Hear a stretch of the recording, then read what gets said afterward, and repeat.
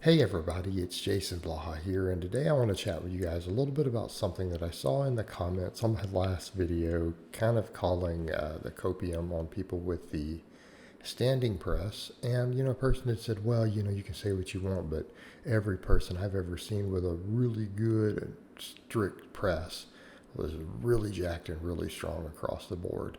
And really the funny part that's ironic is that the person has it completely mixed up. They have it completely mixed up. And I want to state up front, when I make these statements, I am not anti-overhead press. In fact, I spend a lot of time promoting the overhead press, but I think that I'm one of the people who contributed, along with guys like Ripto, probably Windler. I contributed to people overemphasizing the importance of it, people who think it has magical properties that it doesn't. And the reality is, it's a decent supplemental exercise, and there's nothing wrong with doing it. I don't have a problem with people maxing on it if they want a big press. Hey, if that's what you want to pursue, then there's nothing wrong with that. That's cool. My problem is when people start pretending it has this magical ability to make you bigger or stronger compared to other movements that use a lot more muscle, because it just doesn't. And I think the point is, if people don't realize that I've known people who have respectable standing presses who suck at everything else because they bought into this and they put so much effort into it, and maybe they didn't put enough efforts into, say, squatting and benching. They didn't put enough efforts into big movements that are going to make your whole body grow. They ended up being shitty at everything, and they're not big. They have a little bit of delt, right? They have some big front delts, but they're weak at the other stuff. Like, they're not even remotely impressive, and they're not big and strong. And I think that's what people forget. The strict press doesn't build that much muscle. I've had people say, well, what about all the stability in the trunk? Really, why don't you try a deadlift? Okay, get your deadlift up to 500 pounds and compare the amount of stability through all your body that you have to have for that. Get your squat up to 400. And by the way, these are not even that impressive of numbers. Get those up to those, and a really good press will not even remotely compare. Right?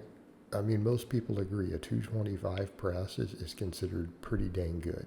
You can strict press 225 without using the crazy body English that they use in starting strength, which is basically just a different version of the push press. I'm talking actual strict press.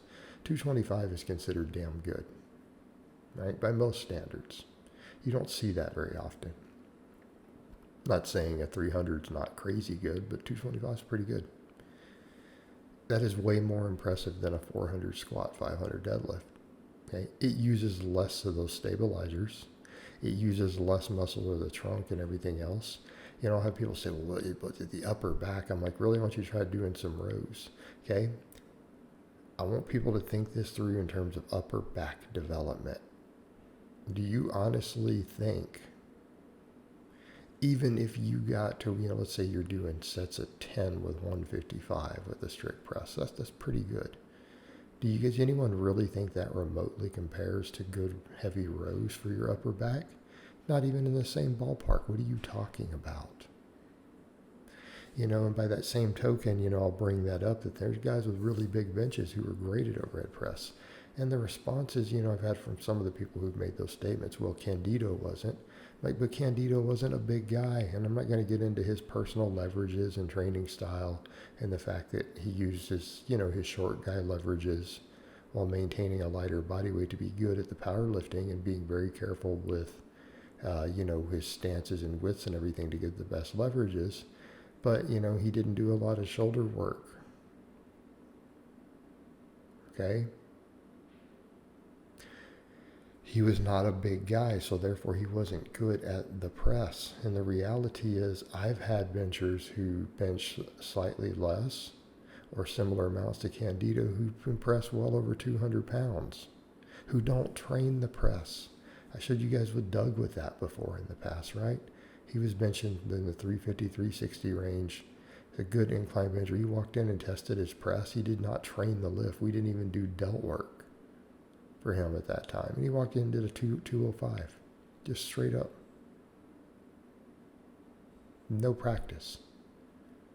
Okay, and I pointed out that I've seen a 500 bencher try the overhead press because he never trained it and crank out 225 for 10. Same people jump in and go, well, that's less than half of his bench. And I'm like, okay. But if you're going to, they're like, well, that's half of his bench press for sets of 10. Of course he could do that. Well, then don't bring someone like Candido in, because Candido wasn't doing that. So no, it's not obvious that that's going to happen for a lighter, smaller guy. But let's come over and talk about the bigger, stronger guys. Do you know why they're good at the press? Because they're a big, strong guy.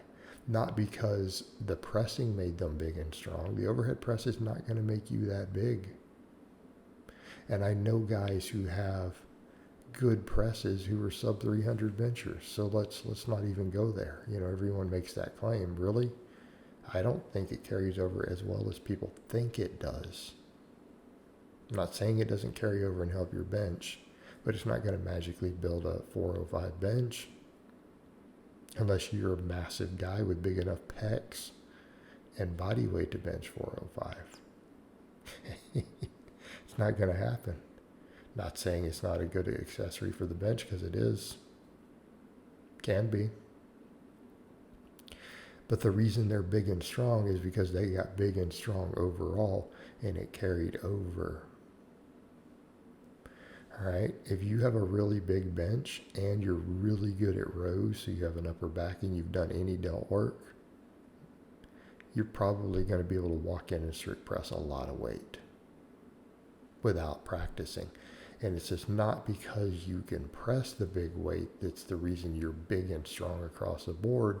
Because a guy who's just big and strong in cock diesel can walk in and just overhead press a lot of weight unless he completely neglected his shoulders. Okay, that's the point. This guy has it reversed, and a lot of people have it reversed with that.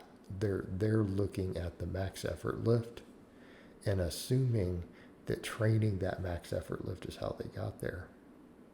Well, that's not the case. I know guys who squat 600 plus pounds who don't squat. Do you know why? Because they're big and strong as hell. And they do a bunch of leg presses to build their legs up, and they like to deadlift, I know someone like that right now. The guy only squats once or twice a year, but he's a ripped 230 plus. Talking like 9-10% body fat at 230. He can deadlift 700 pounds. He does a lot of leg pressing and leg work.